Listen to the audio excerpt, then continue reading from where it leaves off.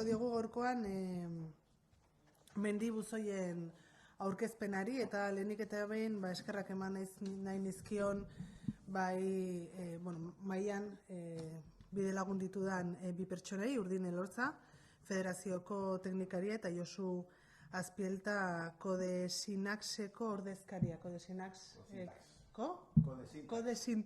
Vale. Te bat falta zaio hor. Egunon, eta zuei biei eskerrak eman, eta baita ere proiektu hau zabaltzen lagunduko diguzuten guztiei, bai?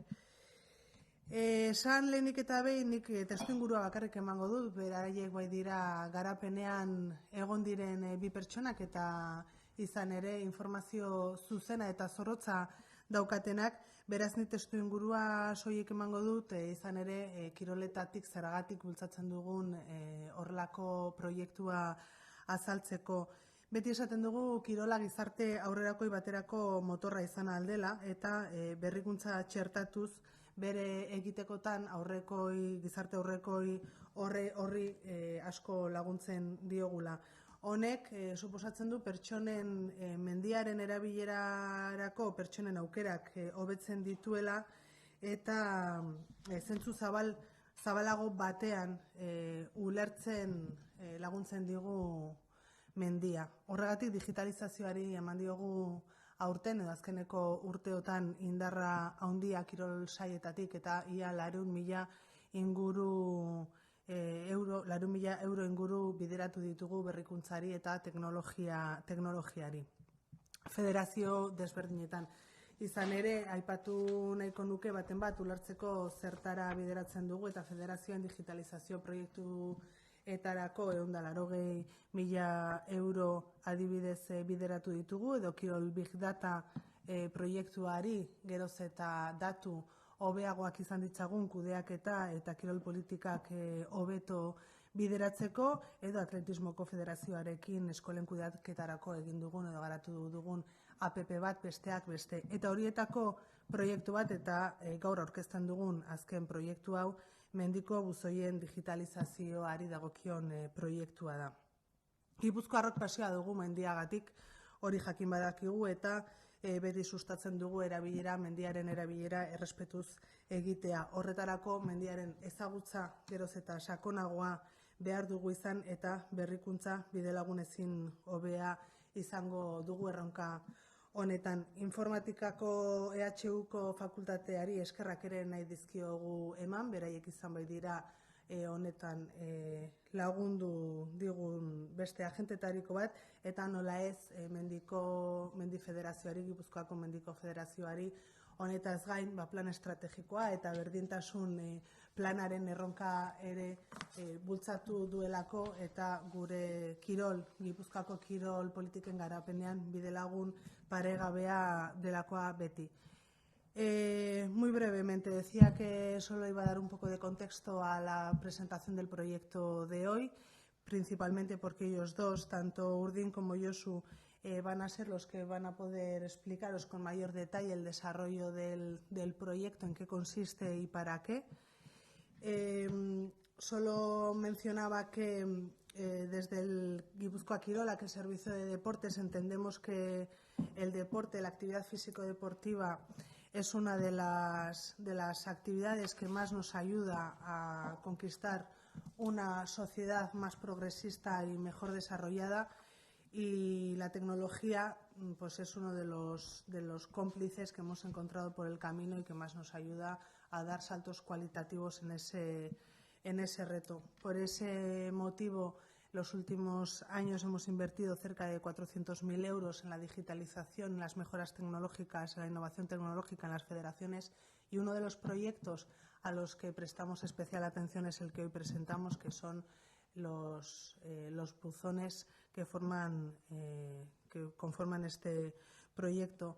Los y las guipuzcoanas tenemos pasión por la montaña, es algo que está muy en nuestro ADN, y cualquier intervención desde el respeto y el cariño que le tenemos al medio natural, cualquier intervención que nos ayude a entender mejor la montaña y a tener mejor y más información, nos va a ayudar a quererla todavía más y a tratarla con el mayor respeto que se merece. Por este motivo, pues agradecer a la Facultad de Informática de la Universidad del País Vasco, que ha formado parte también del proyecto, y, como no, a la Federación Guipuzcoana, que, como ya he dicho, además de en este proyecto, en el desarrollo de cualquier estrategia, incluso de las políticas de igualdad, es uno de los agentes más cómplices de la Diputación Foral. Por eso, especialmente, gracias también a vosotros y vosotras.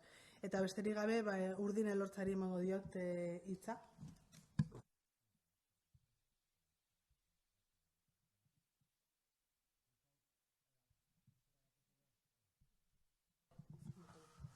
Bueno, azkenengo urtean landu dugun egitasmoa aurkeztera gatoz, ez? Baina, askotan, egingo guna da orain hori, ez? Kontestu historiko bat. Gaudeia ohituta gure irudimen kolektiboan menditontorrera igo eta buzoiak ikustera. Baina, pixka bat, nundik dator hori eta zertara dator ohitura hori, ez? Bueno, txabolatxo, espazioko zuziri, perretxiko, aizkora, milaka forma desberdin aurkitzen ditugu gure mendietan, eta nondik datorren ohitura hori, hasi alpetan hasi zen aurreko mendeko bukaeran, hango menditzarak, 4.000koak, zailtasun handikoak, igo zituztela baieztatzeko, mendizaleak usten zituztenean, hango notatxoak, ez? Gero gurera, 1915ean, Hanboton kokatuko da lehenengo buzoia, Bilboko Klub Deportiboaren eskutik. Gaina Bilboko Klub Deportiboa da estatuko lehen Klub Deportiboa. Gero garatuko da, aurrerantzean garatuko da, 1929an Euskal Federazioak martxan jartzen duenean 100 mendien lehiaketa. Eta 100 mendien lehiaketa, guztiok ezagutzen dugun arren, igual gazteak oraindik ez dute hau askotan entzun, baina esan 100 mendi egin behar ziren 5 urteen epean, gutxienez, eta gehienez 10 urteen epean. Eta hori nola baieztatzen zen? Hori, tontorrera igo, txarteltxo bat utzi, eta urrengo zetorren mendizaleak txartel hori hartu eta postaz bidaltzen zuen klubera. Orduan, hori dalata, benetako perretxikoak bailiran gehitu ziren gure mendietako buzoiak. Eta orduan, bai 100 tontorak gehi beste tontor askok buzoiak jarri ziren mendizale eta klub anonimoen eskutik. Baina gaur egun ze pasatzen da? Gaur egun aizkorriko tontorrera igo dauenak demostratzea nahi duena argazkia atara eta Facebook edo Instagramen argazki eginda hor baieztatu du. Orduan, azken finean hortara dator proiektu honen funtsa, ez? Aurreko mendizaleen jarduera hori eta gaur egungo gizarte ohiturak nolabait uztartzera. Alde batetik errekonozimentua da mendizale anonimo eta klub askoak egin duten lana eta gaurkotzearen bidera gatoz, horregatik da digitalizazioa. Zergatik, atzoko mendizaleak bidea garbitu zigutelako, gara gaur mendizale, eta guk nahi duguna da hori. Belaunaldi berrieri mendizaletasunean, naturan eta ondarearen babesean ezi. Orduan, hemen proiektu hontan guk egin dugun azkenean zubilana izan da, guk diputazioak eta EHUko informatika sailak eskatu zigun digitalizazio proiektu hau zegoela, guk bagenekien Urdaburoren lan ederraren berri, eta orduan egin duguna da koordinazio hori. Koordinazio hori eta ekimen guztiak uztartu eta azkenean sortu da APP ederrau eta erabilgarria. Justo gainera, epoka ederrean, abuztuaren atarian ateratzen duguna, azkenengo berrikuntzak. Eta orduan hori, azalduko dugu. Kaixo. Egunon, nina Kodezintaz enpresatik natorni eta da mendiak aplikazioaren baitan postontzien, digitalizatutako postontzi hauen nolabaiteko islada jarri dugula erakusteko, ezta? Orduan, lanik handiena digitalizazioa bera eginda zegoen, bai Urdaburu Mendizale elkarteak artxibo guztia eginda eta EHUko lanarekin informazioa bilduta zegoen, eta Urdinek esan duen bezala digitalizatutako postontzi horiek nolabait menditara lotutako elementu importante diren neurrian, mendiak aplikazioan bertan eta mendiak webunean bertan ere txertatzeko lanak egin ditugu guk. Orduan, iruditzen zaigulako postontziak ere badirela mendiaren elementu importante bat gaur egun, eta orduan digitalizatuko lan hori aprobetxatu eta igo behar genuela. Orduan, mendiaken egin dana da postontzien datu base hori, 310 postontzien datu base hori igo dugu gure datu basera, txertatu ditugu mendien informazio guztiak eta postontzienak, eta bateratu ditugu. Igoera horiterakoan, nolabait, orraztu egin dugu bizketa informazioa, batzutan posizioetan eta deskoloke txiki bat bazegoelako, argazki guztiak igo ditugu baita ere, informazioarekin batera, eta mendietako fitxak aberaztu ditugu. Batzutan toponimia apur bat ikututa, bazegoela toponimaren mundua ere beste mundu zabal bada, eta bateratuta hori egin dugu. Orduan, mendiaken webgunearen atal berezi bat sortu dugu, mendia.eus/postontziak izenekoa, non bildu dugun digitalizatuko postontzi guzti horien informazioa. Aplikazioan bertan ere, mendiak aplikazioan bertan ere, atal berezi bat sortu da, eta postontzietako informazio hori bakarrik ikusi nahi duenak, hori ikusteko aukera ere badauka. Zertarako, mendiak aplikazioaren funtsa, lehen Urdinek aipatu du, ez da gaur egun mendira igotzen dan batek, argazkia atera eta Instagramera igotzen du, edo Facebookera bidali, edo WhatsAppetik lagunei bidali, beste aukera bada mendiak aplikazioan bertan nolabait txekeatzea igozarela, eta horrek ziurtagiri bat ematen dizu, menditontorrean zaudela ziurtatuz, ezta? Hori, virtualki egiten dugunakuk eta digitalki egiten dugunakuk, postontzian beraren irudiarekin ere nolabait uztartuz. Zen mendia askotan elementu importanteen eta mendiaren argazki importanteen bezala ere, justu lan honetarako atera diren argazkiak erabili ditugu, eta orduan mendiaren argazki esanguratsuen bezala edo postontzia bera ere jarri dugu. Hor egin da eskulan bat, batzutan bai, bezetan ez, editorial txiki batekin, eta egin dira. Orduan, alde hortatik egin duguna hori da, digitalizatutako postontzien lan hori, lehendik martxan dagoen mendiak aplikazioa eta mendiak webgunearen barruan eta funtzionamentuan txertatu. Kontuan hartuta, mendiak dela 2016an sortutako aplikazio bat, euskara hutsean Google Play eta Appleetik eta jaitsi daitekena, eta 20.000 deskarga baino gehiago dituena dagoeneko. Euskara hutsezko aplikazio batentzat hori asko da, 20.000 deskarga baino gehiago kita, eta aurten bertan ere 15.000 igoera zertifikatu baino gehiago dituelako mendiaken. Hau da, mendizale batzuk, euskaldun mendizale batzuk, mendiak erabiltzen dute euren mendi igoera markatzeko eta nolabait euren historikoa gordetzeko. Eta igoera hori beste mendizale batzukin partekatzeko. Guztira 1.000 gora markatu dira honezkero, abiatu zenetik aplikazioa, eta urtero ari gara garapen berriak egiten, pixka bat mendizaletasunaren ikuspegi hori pixka bat bultzatzeko, nolabait esateko. Eta postontzien hau, oso ondo datorkio filosofia horren barruan, hau da mendia ez da mendia bera bakarri, atzetik beste, Urdinek asko zubet esplikatu duen, beste histori bat, eta hori ere aplikazioan bertan txertatu dugu, eta lehengo informazio hori, eta lehengo ohitura eta gauza hori guztiak sartu ditu nolabaiteko digitalizazioaren eta txekeo virtual horren baitan.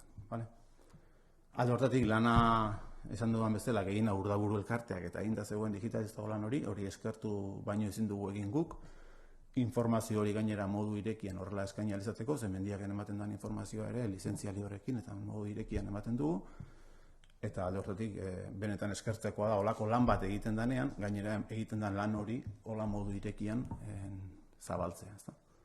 Eta alde horretik eskertu bai Foru Aldundiari eta baita Mendizale elkarteari ere horren aldeko autua egin izana. Bestalde segurtasunaren mendian ere inguruko informazio bat ere igo dugu, hori Mendizale Federazioak eta landutako informazioa da, hori txertatu dugu aplikazioan bertan, eta momentuz egin ditugun lanak horiek dira. Eta buzoien inguruan, digitalizazioaren inguruan egin ditugun lana hori dira, igotako 310 buzoien fitxak, digitalizatuko fitxak, bai argazki eta bai bestelako informazioarekin, mendiaken datu basean txertatu, informazio gehigarri eta osagarri moduan, eta aparte atal berezi batzuk sortu, justu postontzietan bakarrik bilen nahi duen jende horrentzat. Bai aplikazioan eta bai mendiak.eus webgunean. Eta hori montuz. Galderarik?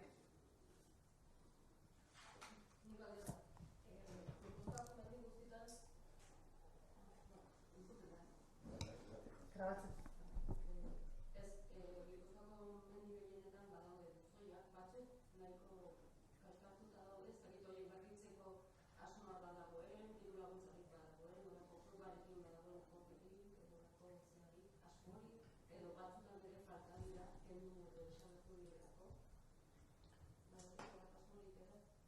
Bide hortan arautegi bat sortu genuen ja duela 5-6 bat urte Mendifederaziotik, eta klubak izaten dira buzoiak kokatzen dituztenak, ez? Orduan, badago hori, klubaren nahia baldin bada berriztea, egiten du bai federazioari eta guk diputazioari berri eman, eta beraien esku dago, zatik berei jarritako ondarea da, eta orduan batzutan kentzea be erabaki izan dute batzuk, eta orduan federazioari esaten diote, eta berriak egiteko garaian be nolabaiteko baimena eman behar diogu guk, pentset erakundeak kontsulta egin eta esan bai, jarri daiteke. Pixka bat arautua dago, baina momentu diru laguntzarik ez dut uste dagoenik. Baina araudi txiki bat badaukagu horretarako. Berriak jarri, zarrak kendu edo zarrak konpontzeko.